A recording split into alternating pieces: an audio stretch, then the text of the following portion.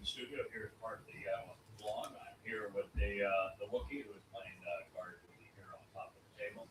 There will be no VCs that interfere with this program on this tabletop during this show. Of that we can be certain. Before we begin today, I want to speak on a couple of things. The first issue is that all indications are that this entanglement that Israel has found itself in conjunction with America and Iran, is turning out very poorly. After Donald Trump made the accusation that Iran had surrendered to the Islamic nations and wouldn't be attacking them anymore, the very next thing we find is that indeed they have been pummeling once again the American bases and American facilities, any facility really used by America in those countries, as well as even the economic prowess of those countries, to show that to befriend the United States is to be the enemy of Islam. And so it has been exceedingly rough.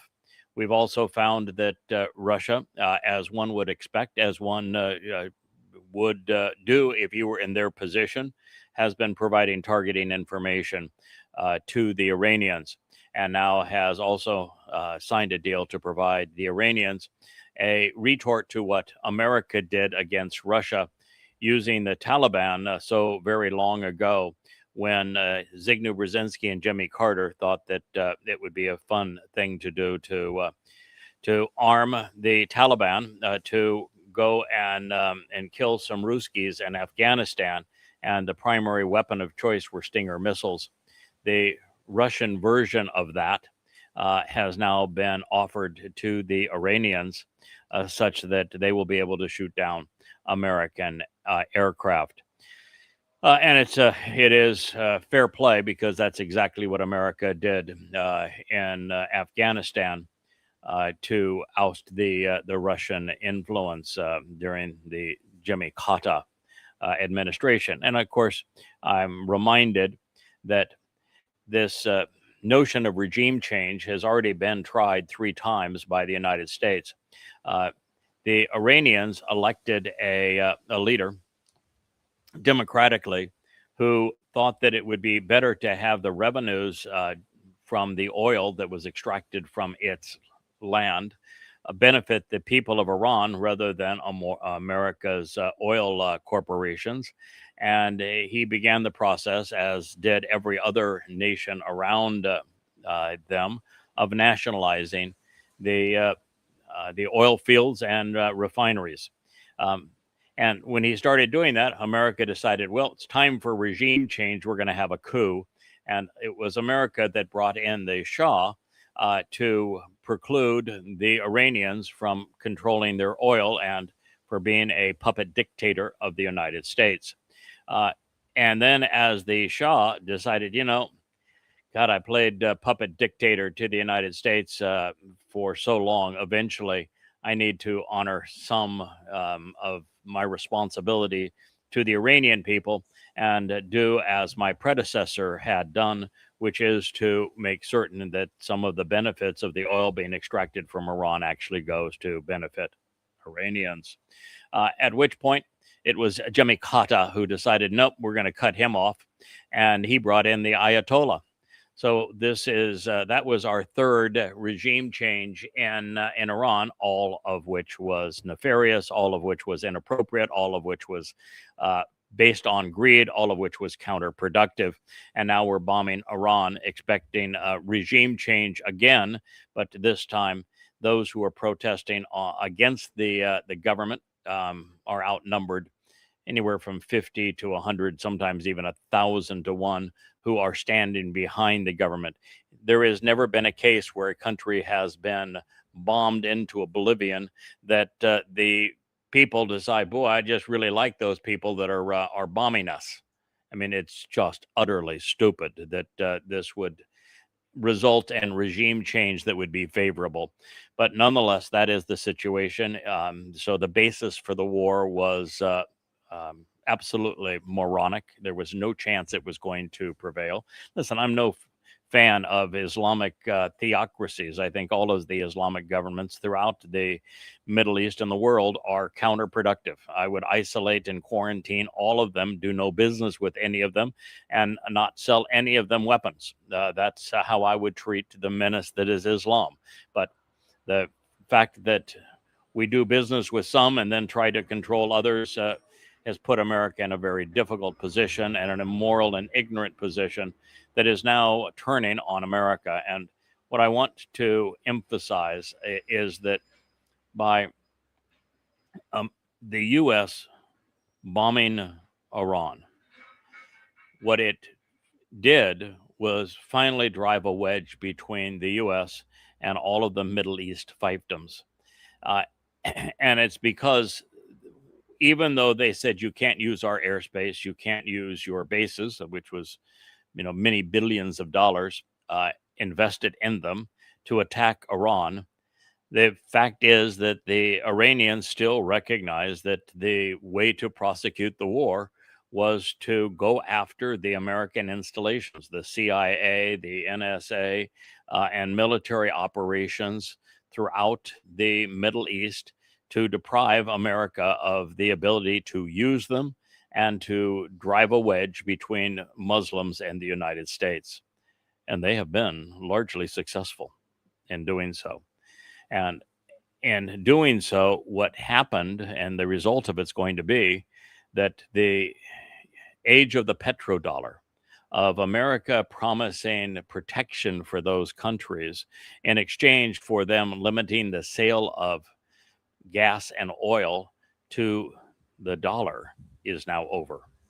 And it was quickly cratering as a result of America's malfeasance when they seized the sovereign wealth of Russia and used dollars as a weapon, and then sanctioned many countries in the world, including Iran, including Russia, including Venezuela, again using trade as a weapon and the dollar as a weapon.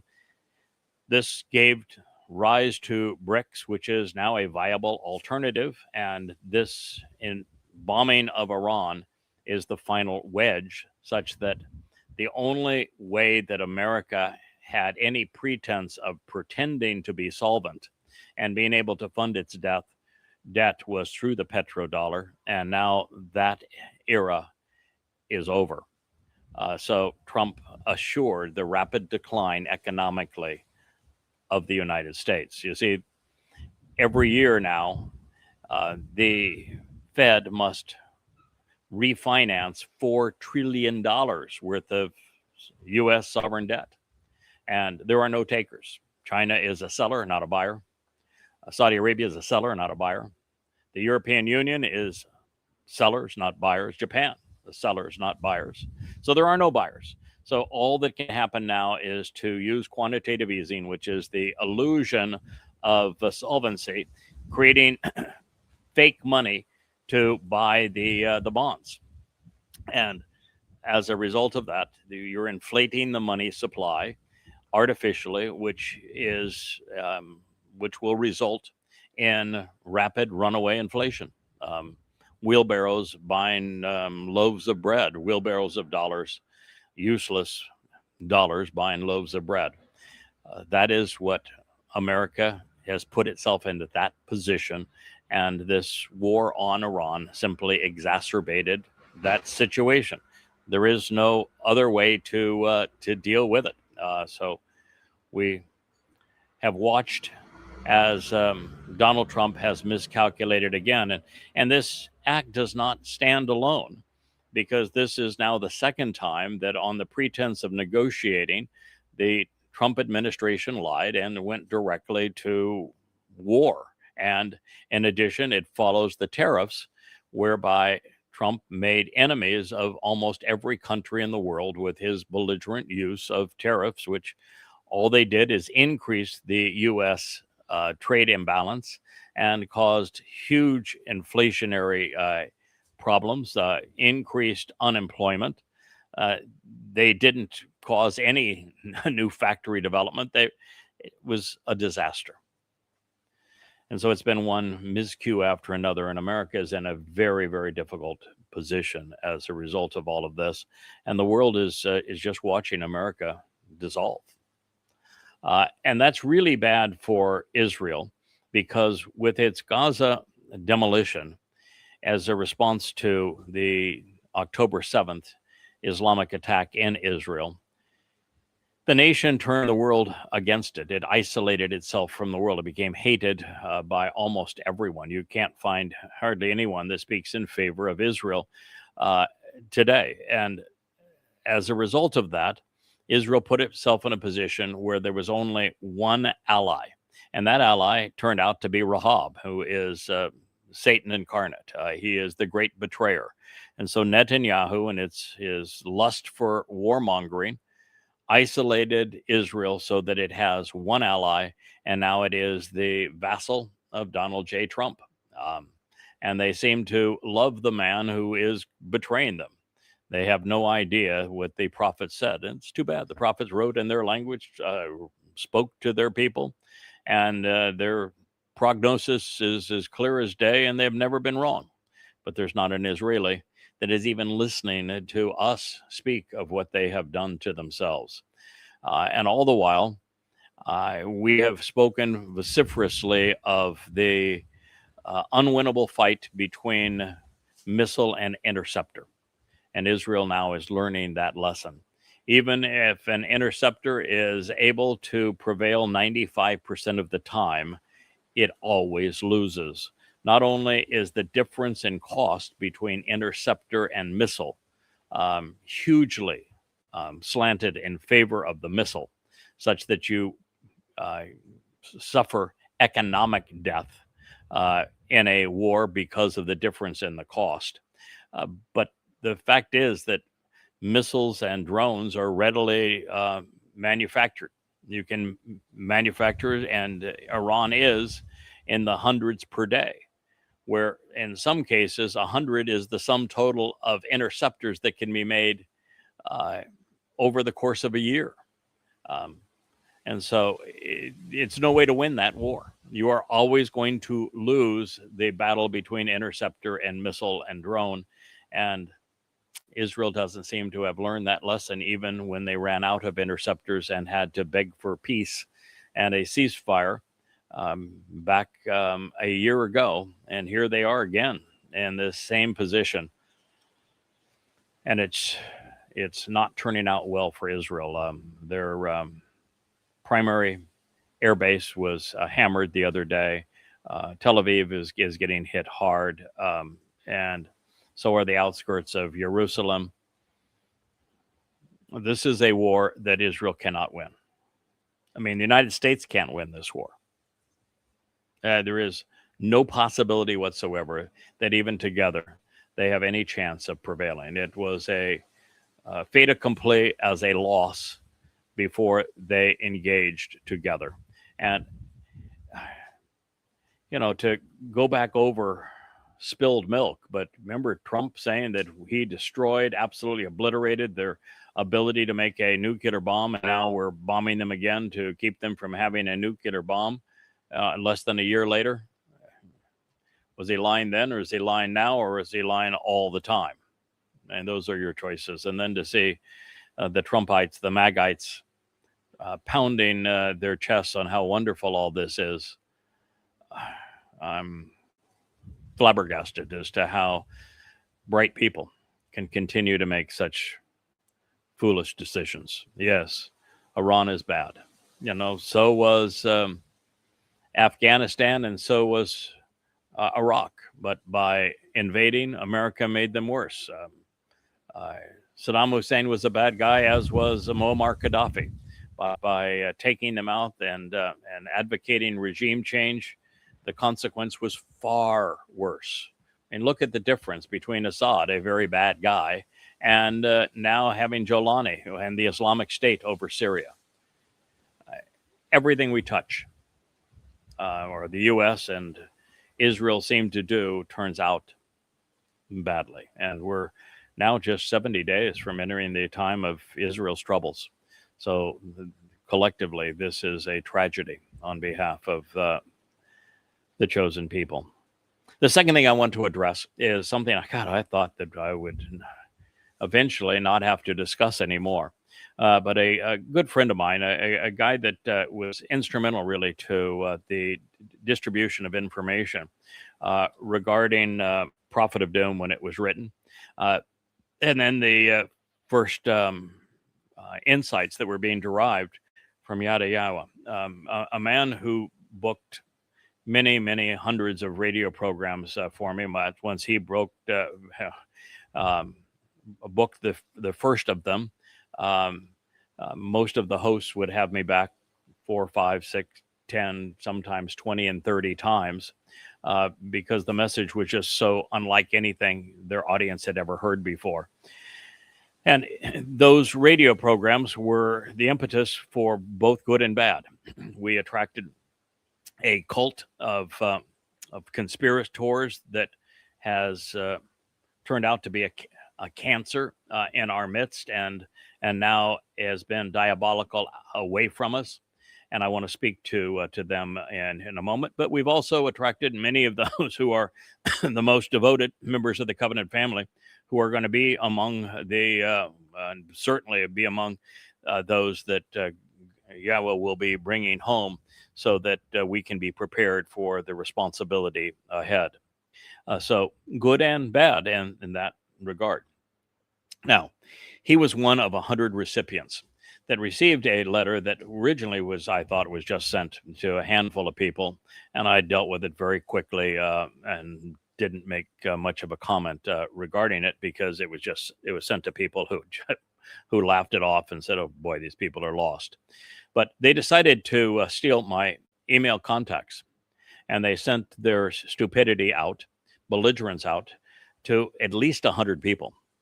And one of them was this friend of mine from years past that was so effective in promoting our books, and his response was, I don't know why these people are crazy, or why they think that anything that they say makes any sense. But nonetheless, the song that they attached to make their point is really a beautiful song. It was Sukkah.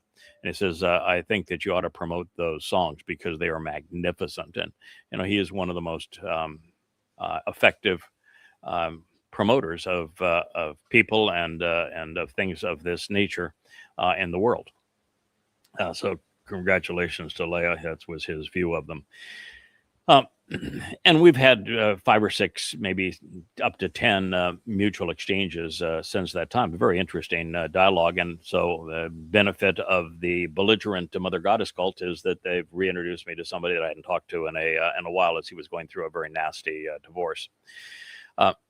But what I do want to talk to, since there were 100 people on the mailing list this time, is the claim that they have made. They are not very bright. In fact, stupid would be a better description of them.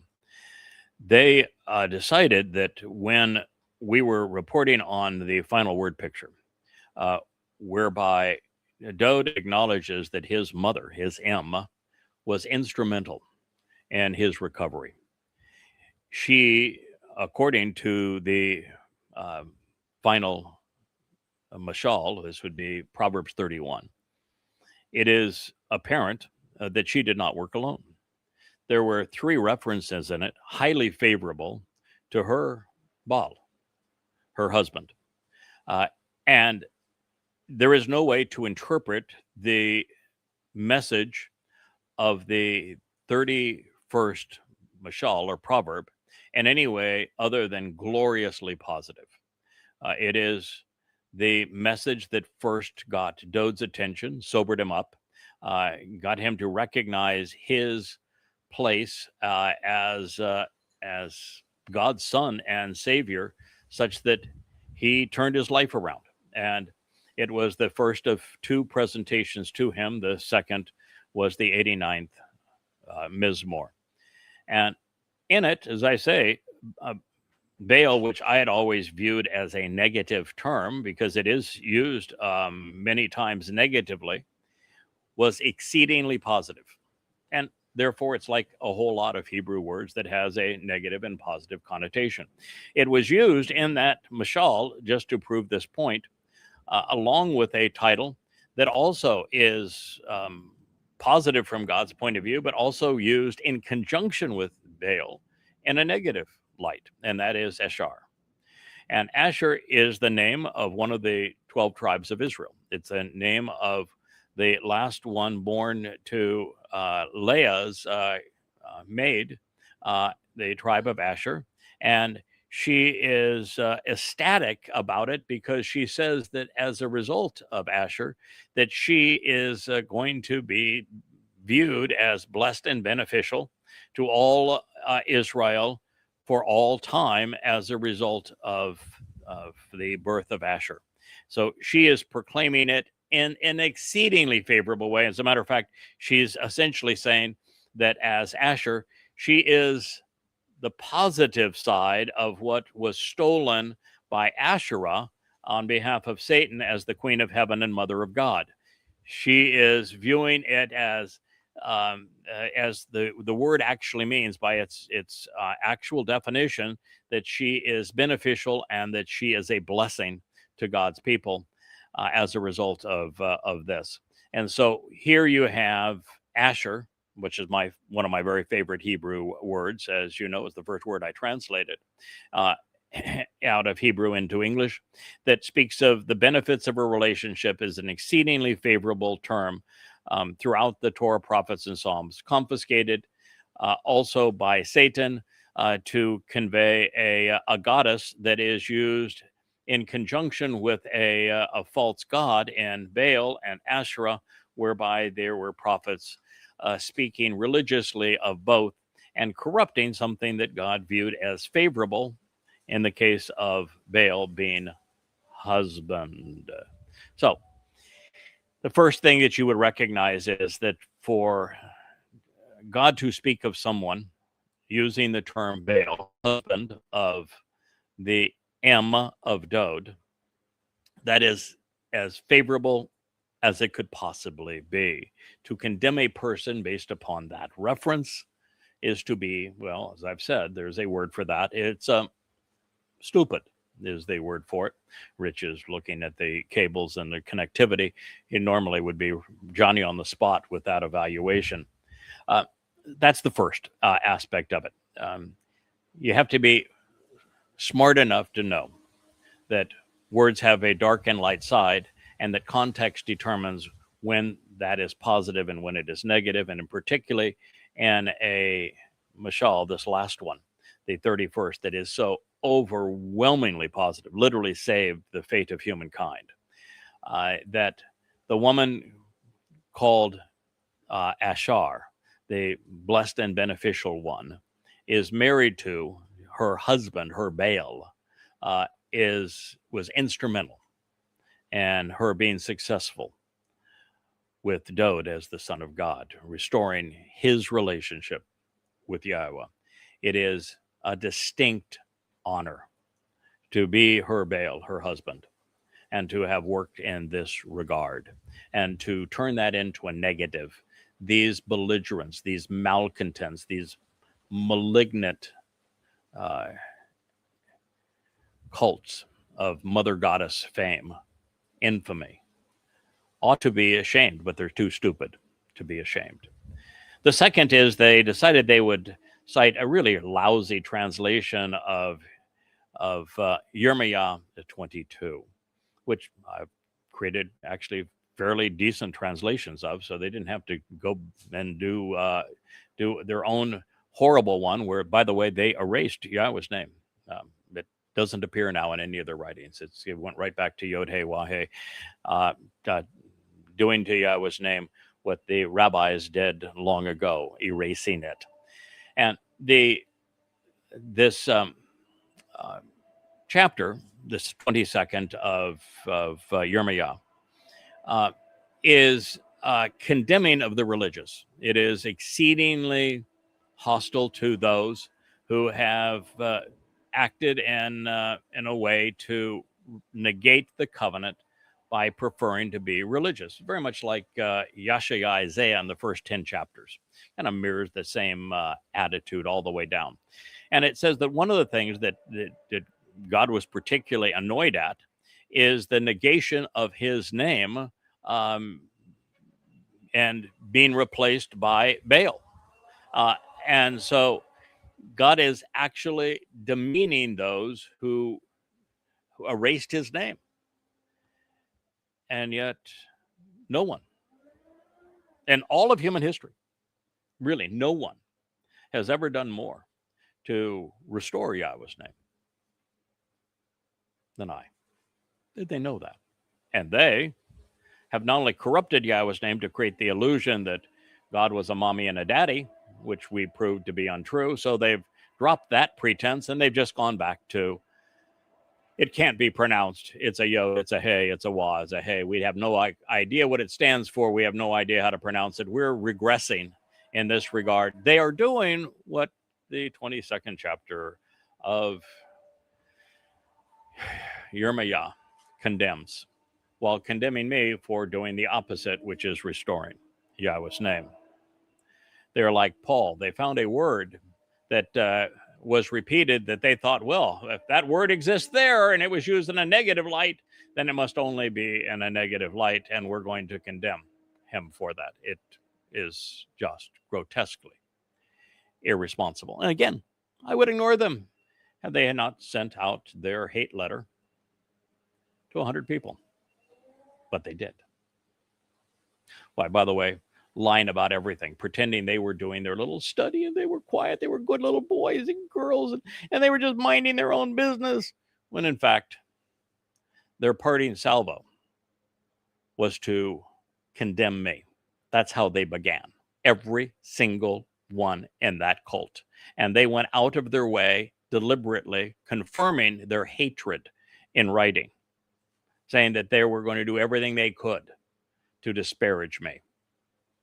And they have ever since. They didn't start as little students that wanted to know the truth. No, they started as malcontent, cancerous belligerents. And in the process, the psychopath that started that cult became Miriam. Yeah, somebody that at one time was singing in the chorus of the covenant, like Miriam, only then to claim that we too speak for God, to have God strike her with leprosy, exile her from the community, and divorce her. And as we have found in the many references that God has now to them, particularly as he speaks of this upcoming harvest, which they claim for themselves, that he is deliberately excluding them and deliberately sending them to hell. Not my determination, although I'd probably make the same at this point. God's. And he's not going to change his mind in this regard. The only difference for them is how much time they will have their souls delayed from entering Sheol to pay recompense on all of the people whose lives they negatively affected. So keep it up. Doesn't do a thing to me, but it sure as hell is affecting you. All right. Those are the two things that I wanted to share. We're going to go back into the 13th Mizmor. It was quite an eye-opener as we began it in our program last week. And so to return to it, and I thank Rich for bringing us back into the Ocean Studio. As you can see, it's a really blustery day again. We are really getting a blast of warm air being brought across our helm as we look out across the sea. It reads, The Majestic Conductor. This is Laha Nashak, a song of Dode, the beloved. So, who wrote this? That would be Dode. Who is Dode? Well, according to God, he is the Son of God. He is the chosen one. He is the one through whom God enabled and established the covenant. He is the Messiah. He is the one that God is returning with and establishing as king forevermore. Besides that, there's not much to the man. So this reads that it is a song of Dode. The first statement reads, Yahweh. Okay, once again, Dode was 3,000 years ahead of the mother goddess Click, and that he knew and used Yahweh's name. He didn't write Yod-He Wah-He as if it was a word or a name or a designation that could not be pronounced. He is speaking to him, and he says, Yahweh. And it's not hard, really. All one has to do is look at the verbal basis of the name. God gave us the verbal basis. He told Moshe his name was based upon Haya. That tells you how to pronounce 3 of the 4 letters, Haya. And then all one needs to do is to look at the name of the book in which God introduced his name, because he calls it his Torah. And the Wah in Torah is what delivers the O sound. It's also repeated by the Wah in Shalom. Yahweh, for how long, especially on behalf of the enduring witness, this restoring witness of the eternal testimony, will you allow me to be overlooked? Question mark.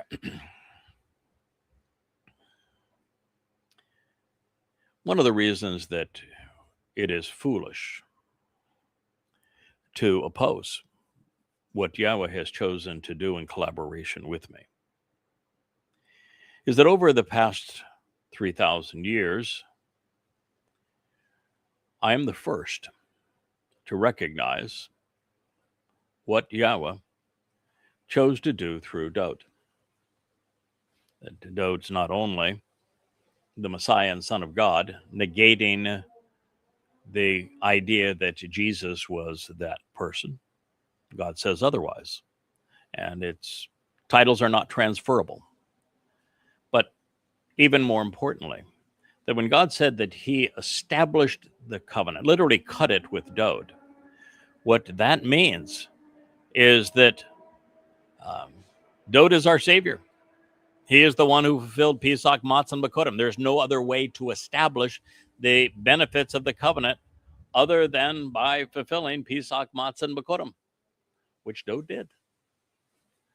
The first to recognize that, explained how it worked, how Dode's soul was placed into a physical body to serve as the Passover lamb, and then his soul carrying our guilt into Sheol, never to be seen again. And for the Bakor, firstborn, to become the first of firstborn children by fulfilling Bekurim. It's not spelled out succinctly anywhere. I was able to deduce it. I was able to prove it. I'm the first to share it, to explain it. But this isn't the first time I've done so. I did it 3,000 years ago. The reason that Dode recognized his responsibility and decided that he would honor this opportunity to serve his people and his God in this way is because I also explained it to him. And it's obvious. And as we move through the presentation of the last word picture in the library studio, you're going to be confronted with irrefutable evidence. And it goes way beyond being the husband, the Baal, of the Ashar, the Amma, the M, mother, the one providing the benefits and the blessings for Dode. So far beyond, it's almost earth-shattering. So Yahweh, for how long, especially on behalf of the restoring witness, will you allow me to be overlooked? Answer, until yada Yahweh. That is when it changed. It was 4 or 5 years ago that after working on these books for all of this time that I was finally able to figure it out. I'm going to let this very annoying truck go by. I don't know why they decide that they need to drive by our home 20 times, but they have or why they don't have a muffler on their truck, but they don't. And excuse me if it gets to be a bit irritating, and maybe the microphone is so good and so dialed in by our beloved Rich that you can't hear it, but it's exceedingly loud from my perspective, and it's finally gone. Let's hope that it's gone for good. So, for how long, especially on behalf of the restoring witness, will you allow me to be overlooked? The answer was almost 3,000 years. From the time that Dode wrote this, probably around the 60th birthday, someplace thereafter, between 60 and 70 years of age, which would have been, right around 980, about right around 980 BCE to right around 2022 CE. Dode was overlooked. He was considered the boy who flung the stone. He was considered a very troublesome king of Israel. But that's about it. No longer considered the Messiah. Wasn't considered as the returning king, even though Yahweh said so. He wasn't considered the chosen one. He wasn't considered the Son of God. He wasn't known as the Savior. He wasn't known as the person who enabled the covenant. But he is all those things. He is the promised one. He is the most set apart. He is the essence of everything that God had planned for us. He is God's co-worker. He was not known as any of these things until I was able to deduce them and share them with you. That is the answer to how long he would allow Dode to be overlooked.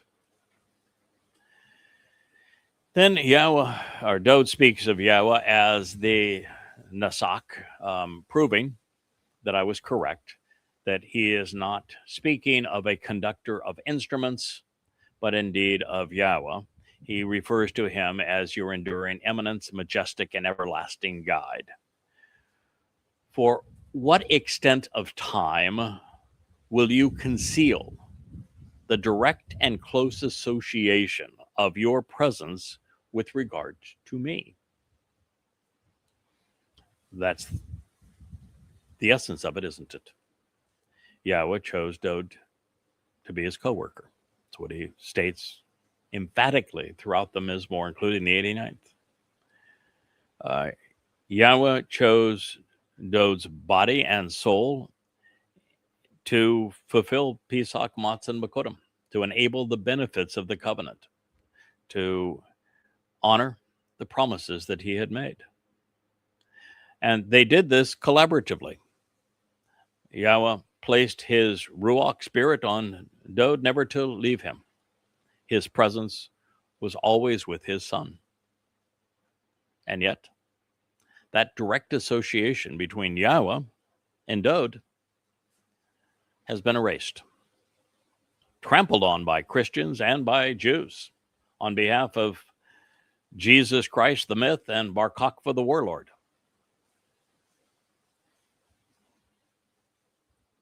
It's tragic, really, because collaboratively they offered humankind the greatest gift ever: eternal life, the removal of all guilt, adoption into God's covenant family, and essentially infinite empowerment, enrichment, emancipation, and enablement to go from 3 to 7 dimensions. All of that was tossed away. And once again, because it's vitally important, there is one person and only one person who came to recognize that. Now, how important would that person be when he comes to recognize it?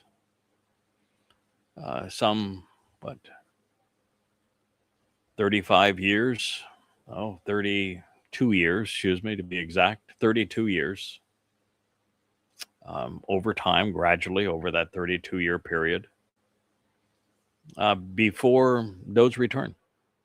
Here I'm speaking to you 7 years before his return, still trying to garner Israel's attention so that they know that Dod is their savior, the Son of God, the returning Messiah, the returning King. Elyon, for crying out loud. Elyon, full influence of God in our presence. It's Dod. No one knew it or shared it. Not over the course of 3,000 years. There's hints of it in the prophets. Yeshaya came closer to it than any. And he did everything but just lay it on the line and say, all right, yeah, it says that the lamb carried our guilt, but in that particular discussion, he didn't name the lamb. He just told you, if you want to understand this, listen to the man who knows the identity of the Zeroah. And he does not specifically say that matzah was fulfilled by carrying our guilt into Sheol. But yet it's obvious. At least it was to me. And I've subsequently proven it.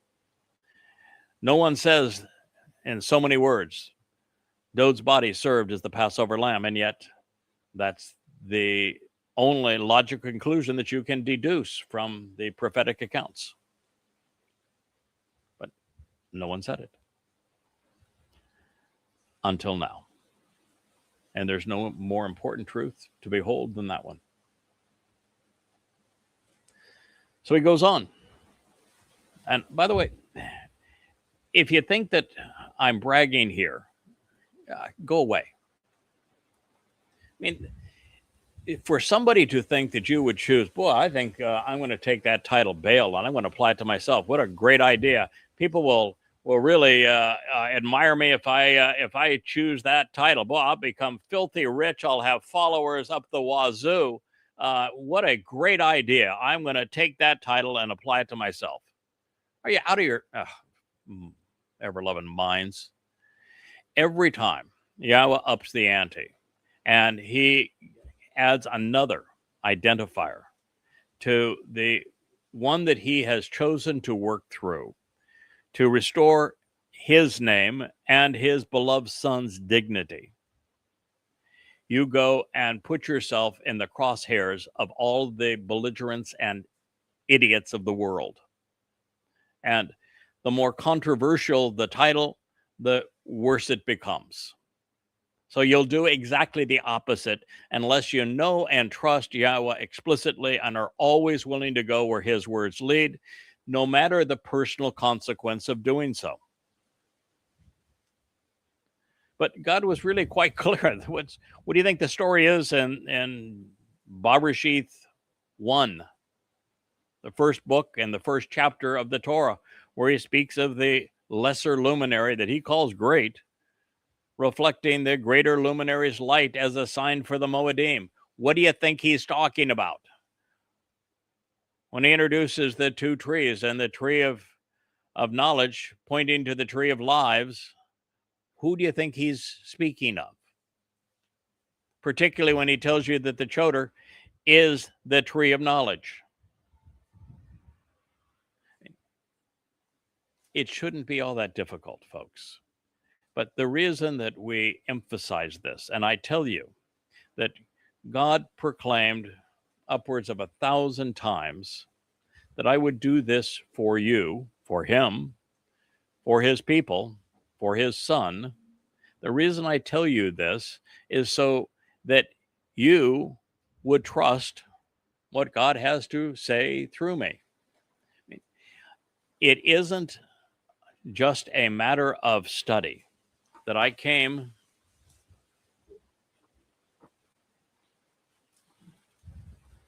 to understand Do's role in all of this, certainly. I did see it as I was rewriting the Coming Home series. And as I was retranslating these and incorporating all of the moods into the text, it became obvious to me. But the ability to see how this played out is something, since no one has perceived it previously, and it came into my mind as a revelation, and then I'm pointed to the texts that demonstrate that it's true. What I want you to do is listen. I don't have a problem if you go and read the books. In fact, I'd love for you to too, so that you can see that I verify these conclusions. But there's no other way. God said he was not going to speak directly to anyone other than those of his choosing, that he was going to communicate with humankind through humans of his choice. And this is what he's committed to do. This is what he has always done. It is what he will continue to do going forward.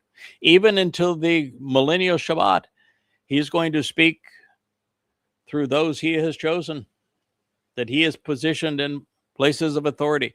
You can either trust him and listen to what he has to say through them, or you're not going to be part of it. You know, when embittered Miriam came and said that, we too speak for God, the way God shut her down was to say, when I choose to speak through someone, they know it and you know it. I make it abundantly clear. And that's the reason why I keep on acknowledging all of these many descriptive titles and names that God has used to describe this role. And it should be obvious, because guess what? There is nobody else, not even close. There is no one else, and we have run out of time. There can be no alternative. So, for how long, on behalf of the restoring witness, will I set forth etzah, counsel and advice? You've heard that word etzah before? Does that ring a bell there, King of the Cables? Etzah. Etzah is without the feminine ending, it means tree. The etz, you'll find there was the tree of knowledge and the tree of lives in the garden. Etzah expands the capability of those trees. It's taking a man and a woman, and when they come together, because etz is masculine, etzah is feminine, it's like taking a man and a woman, bringing them together, and if there is the spark, there'll be three, sometimes four. And together they are, even without children, they are more than they would be individually. Etzah is like so many of the feminine endings to important masculine terms. It blends both intellect and compassion, things that you have to have if you're going to change the world. And etz becomes tree with the etzah of counsel and advice on the entire picture or portrait that God has provided. Etz is the tree. Etzah is the tree of knowledge of good and bad, with everything framed and put into place so you can see the whole story and all the details of the story from beginning to end. Etzah is one of the seven spirits that were bequeathed to the Choder. One of them also is Diath, which is knowledge. So he is the tree providing counsel and advice on the entire story of knowledge. So for how long will I set forth counsel and advice on the entire picture, this tree of knowledge? Through my soul. Through his soul. Why? Because it is Dode's soul that matters. He was given a new body to fulfill Pesach, and a soul fulfilled matzah. I have previously stated, and I will admit that now, that I was wrong.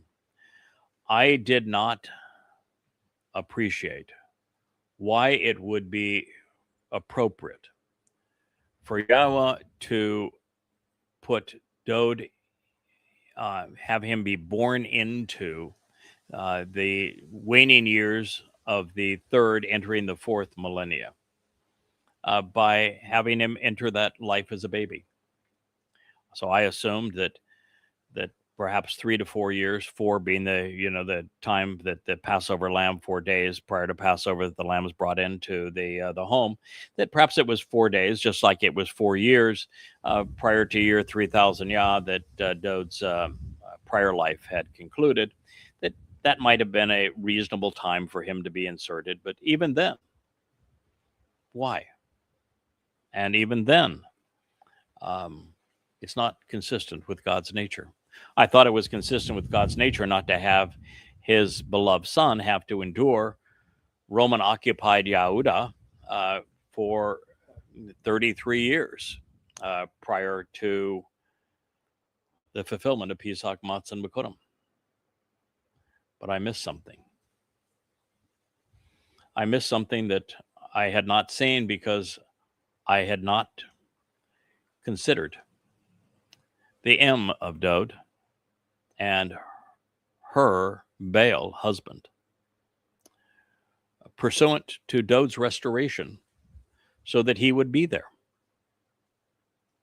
But Dode's quite clear. His mother and his life as a shepherd turned king of Israel was a horrible person that he barely knew and strongly disliked. And his father was a real jerk, a complete loser. And largely because he did not know the love, support, nurturing, upbringing, guidance, modeling of proper behavior of a mother and father, Dode's life as king was not good. He was bad a lot of the time, a lot of bad judgment. He did not deal with men well or with women well. He did not know how to respond most of the time. And so by not having a loving and supportive mother and father who were part of the covenant, in that life, Dode came to model Yisrael, whose mothers and fathers have not been part of the covenant and have given rise to malcontents. And largely that was the lesson of that life, is that Dode came to model Yisrael, and it was only through this intervention that with a mother and father that Dode got his life back together and his relationship restored with Yahweh. And once you recognize that, then you recognize that, well, you think that Yahweh is going to allow that to happen again? When Dode finally understands that he's going to serve as the Passover lamb and his soul is going to carry our guilt into hell, do you think Yahweh is going to place him in that position alone?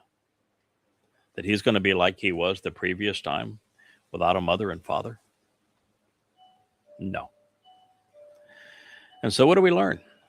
We learn that when Dode writes his great dissertation on fulfilling Pesach, Matzah, and Bikurim in first person in the 22nd Mizmor, early on, he says, I was born of a mother. I came out of the womb.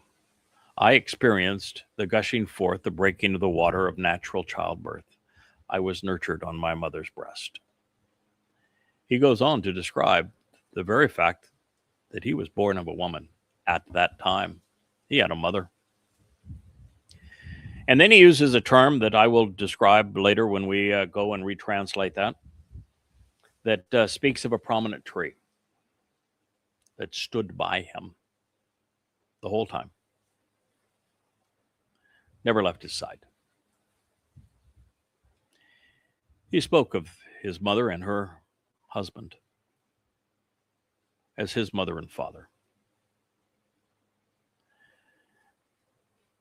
And they were with him the entire way. And I will explain how the myths came to be of the baby, the mother and father, even of those people that were known as disciples, and what their actual origin was, and what their relationship was during that period of time.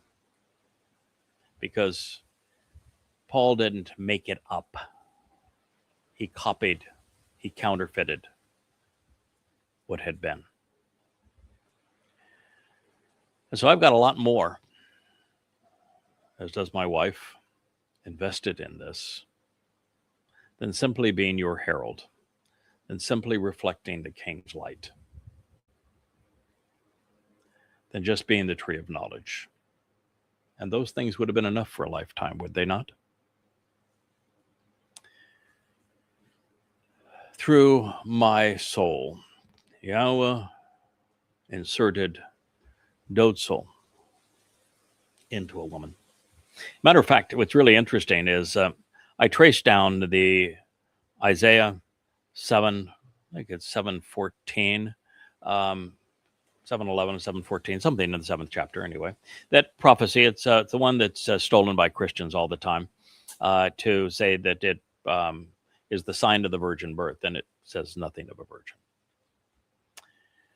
But the term that is used is also used in the 89th Mizmor. And when I came across it, I said, oh my, this is the explanation. And that term actually describes the nature of the person, indeed people, husband and wife, mother and father, that were brought to bear to deliver the very Son of God, whom they called Emmanuel. Not he is God. God is with us. So much more you can learn when your eyes are open, when you're receptive, when you're willing to go where the words lead. It was Dodsol. Wasn't actually his second life, but it was an extraordinary one.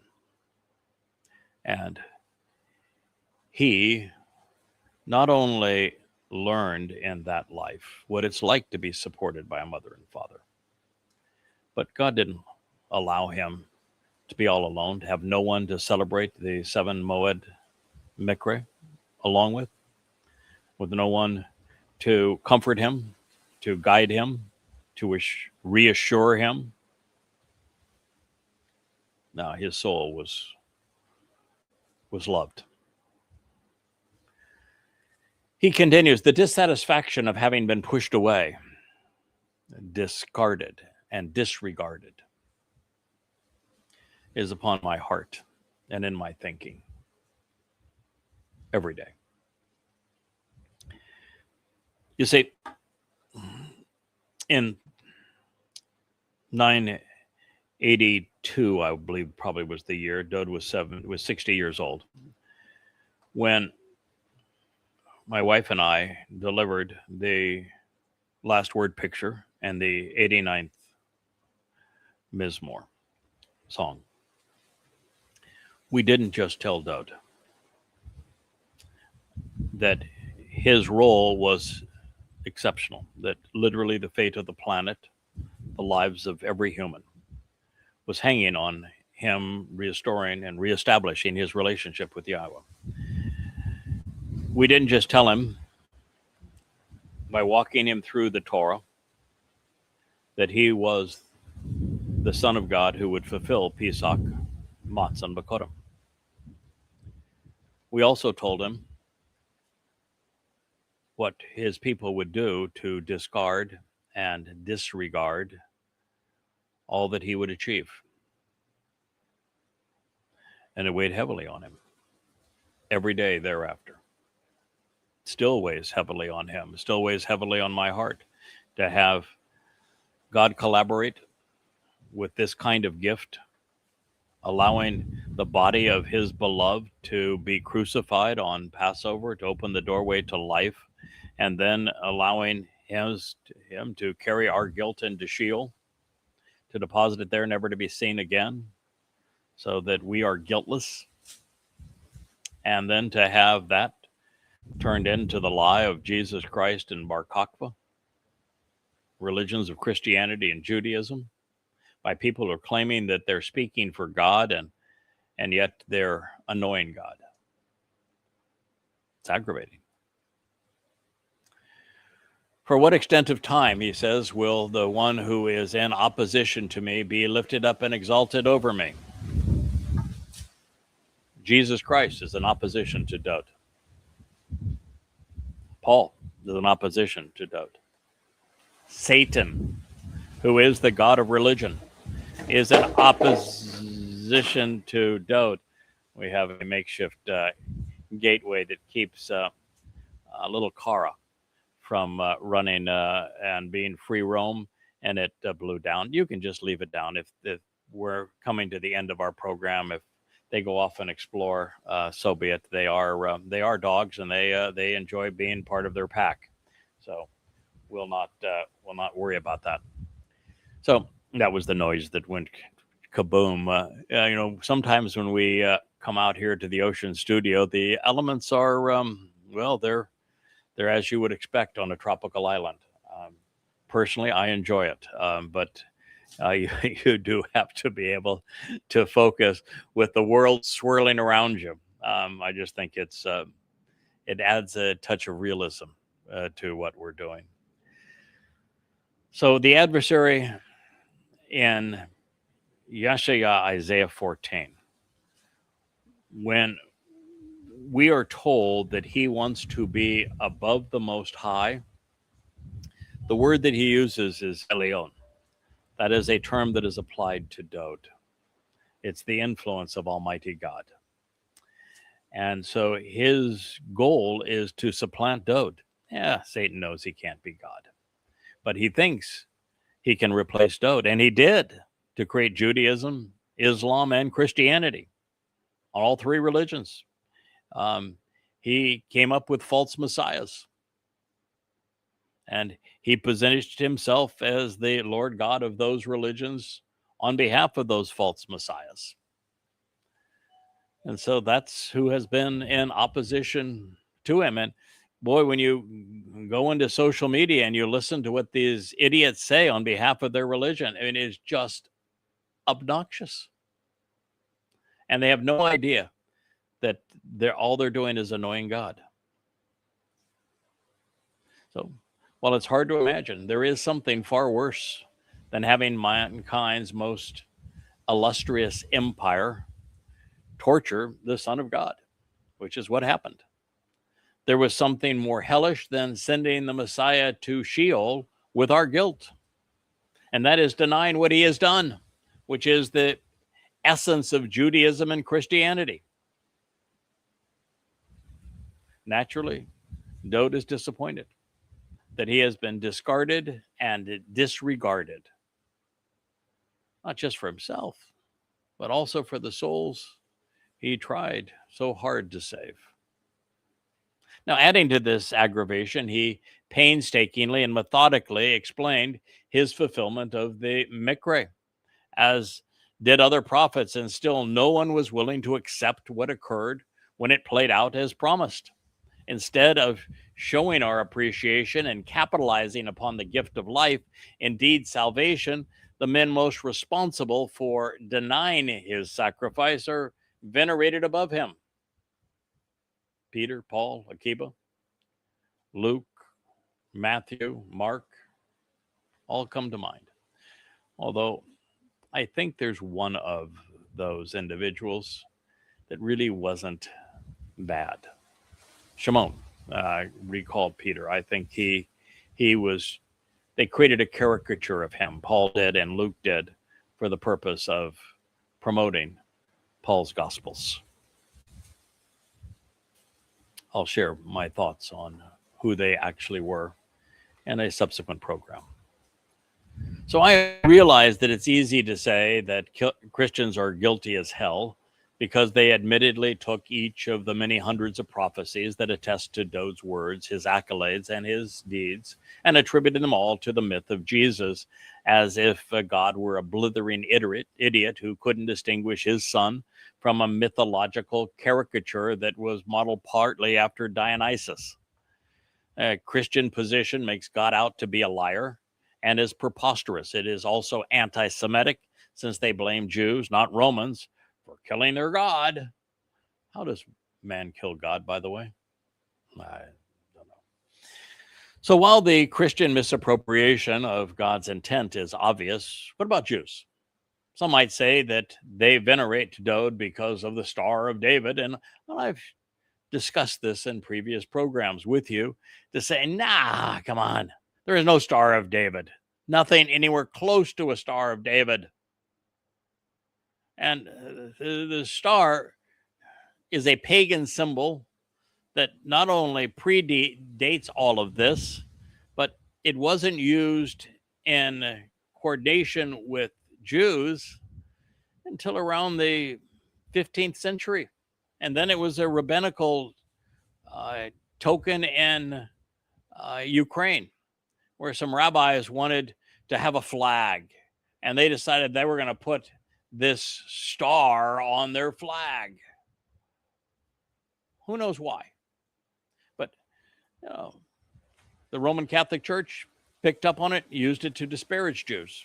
The Nazi Germans used that same symbol to isolate, disparage, and harass Jews. And then they picked that symbol to which they had been harassed and rebuked, that has absolutely no correlation whatsoever with the Torah and prophets or with the Messiah and Son of God Dowd, as the symbol of their country and their religion. Well, they also are antagonizing the Almighty, whose name they happened to erase. You want to know the real author of that star? It's Bar Kokhba.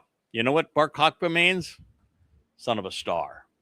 He was Akiba's false Messiah.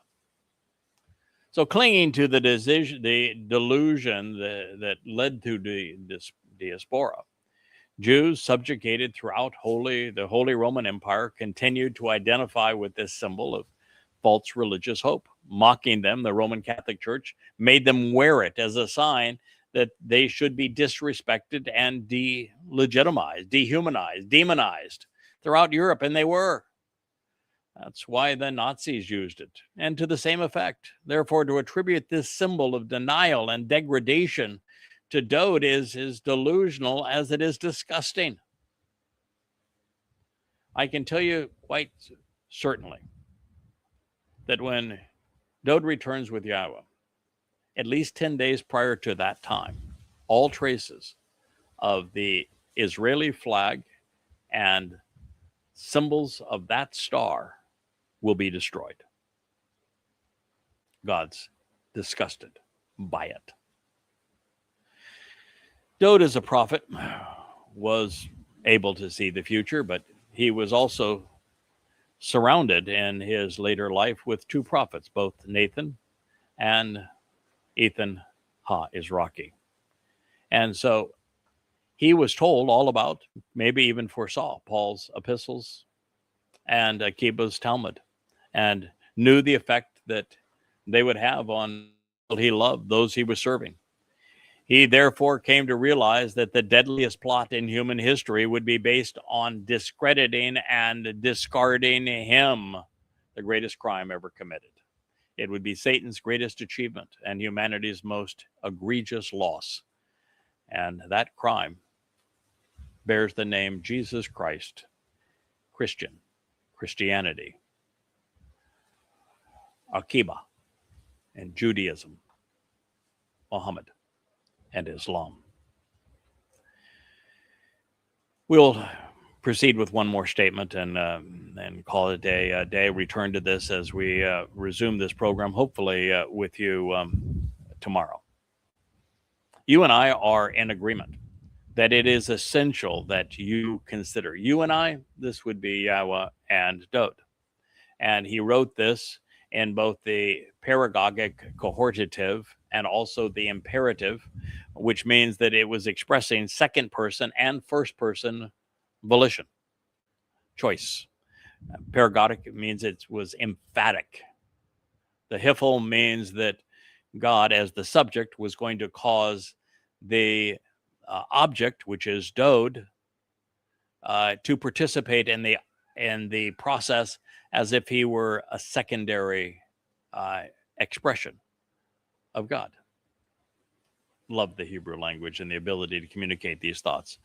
So you and I are in agreement that it is essential that you consider answering me, responding to me, Yahweh, my God.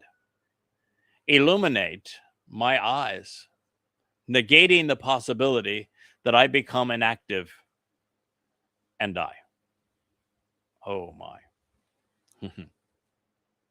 Sometimes you run across little nuggets, and I'm going to start at the end, which is not the right place to start. It's always better to start at the beginning, but I'm going to start at the end of this. Illuminate my eyes, enlighten me, providing my ability to be observant,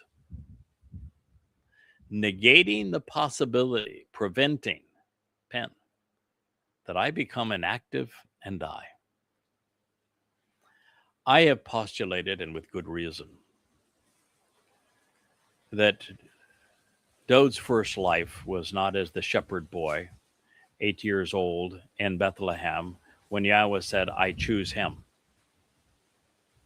God would not have known him. He would not have experienced enough of life to have shown that he was a good choice and that he had been around before. God has had numerous men and women be part of his covenant family long before Dode was born into that life. And yet Dode is called the firstborn of Yahweh. My conclusion was that Dode, soul, was Adam. That he was the firstborn of Yah because he was the first to be given a conscience, a neshama, in addition to a nephesh, and then brought into the nurturing environs of that garden. I think he was Dode. I think Dode was Adam.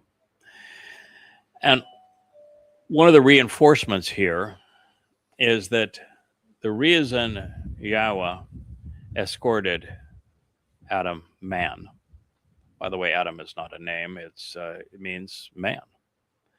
This man. And he's always the man. It's always presented with the definite article. It's not any man. He was the man. And the man of God's story is Dode.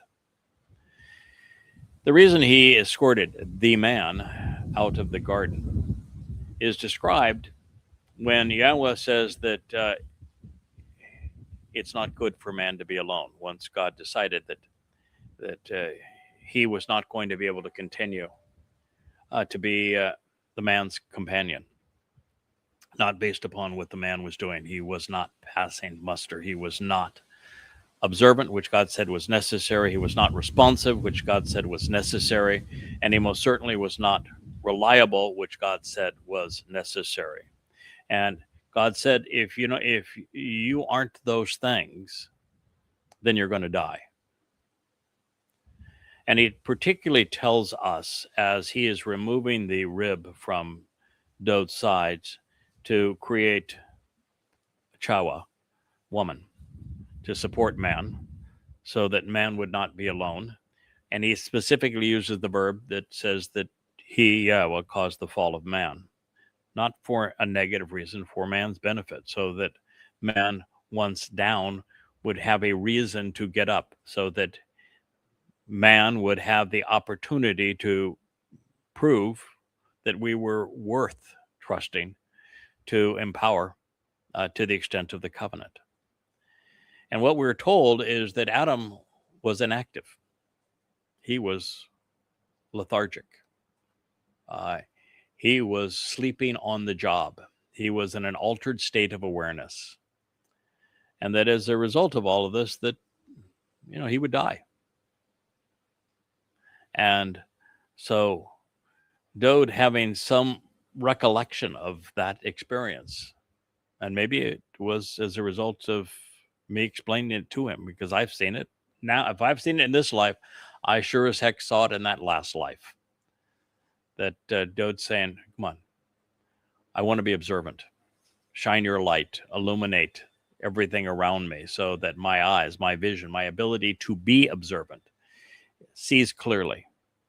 And therefore, it negates the possibility that I become inactive and die. The issues with Adam. You need to be observant. He was not. You need to be responsive. He was not. He was inactive. And therefore it led to death. God is saying, Dode is saying, I don't want that to happen again. He's subtly reminding us that he knew that he was Adam in the garden. So the beginning says, you and I are in agreement that it is essential that you consider responding to me, Yahweh.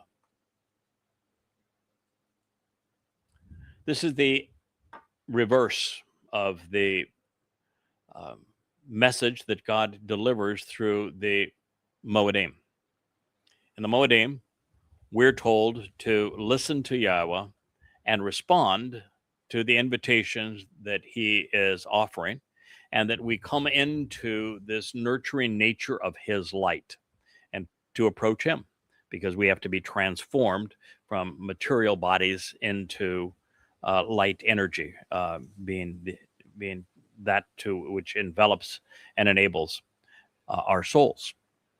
And so the normal process is God speaks, we listen.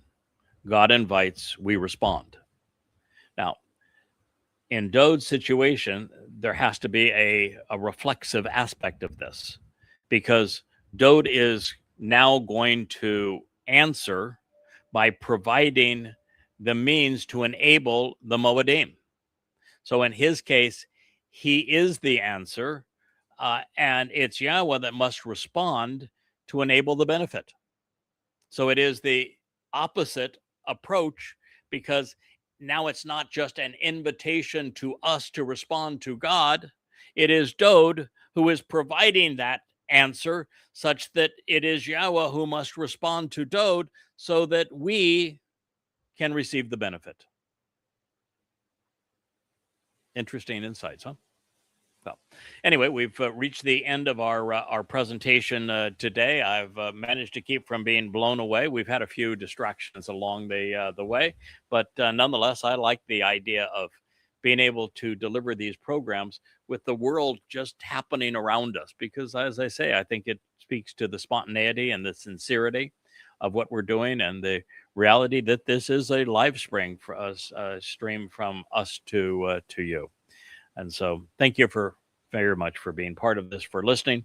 And I recognize that we are definitely pushing the threshold beyond where any of us thought we were going to go in our understanding of who God is and what he is offering, what his timeline is, and with whom he is communicating.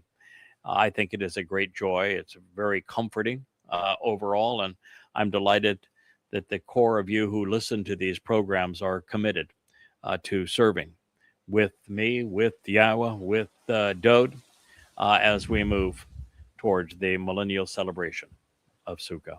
Again, thank you for listening. Good day. Hey there, thanks for tuning in. That was Fetch. Gotta run now. Catch Yao on our next podcast.